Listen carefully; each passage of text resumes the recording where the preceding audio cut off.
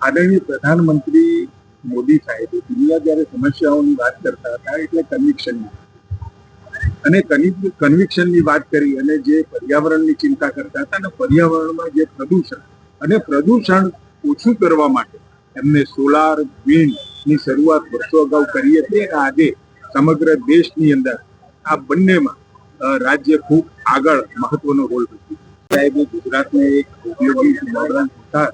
અને અહીંયા રોજગારી અને રાજસ્વ પ્રાપ્ત થાય એના માટેનો જે પ્રયત્ન કર્યો હતો આજે વૈશ્વિક પ્લેટફોર્મમાં એ બદલાઈ ચૂક્યું છે અને ભારતના બીજા રાજ્યો પણ આનો ઉપયોગ કરી પોતાના રાજ્યના ડેવલપમેન્ટ માટે ત્યાંના રાજસ્વ અને રોજગાર માટે અને સાથે સાથે વિકાસ માટે જે 2047નો રોડ મેપ એમને મૂક્યો છે એમાં અને ખાસ કરી આપણે ગુજરાતમાં પણ હવે રિજિયોનલ વાઇબ્રન્ટની શરૂઆત કરી છે જેથી ક્ષેત્રીય વિકાસો માટે પણ અનેક તકો આપણને ઉપલબ્ધ થવાની છે અને રાજકોટ જે ઔદ્યોગિક મેન્યુફેક્ચરિંગ હબ માટે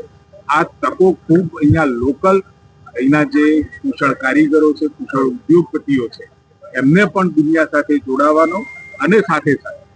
જે ઇનોવેટર્સ છે નવા ટેકનોલોજી ક્રિએટર્સ છે એના માટે પણ ખૂબ મોટું પ્લેટફોર્મ આપે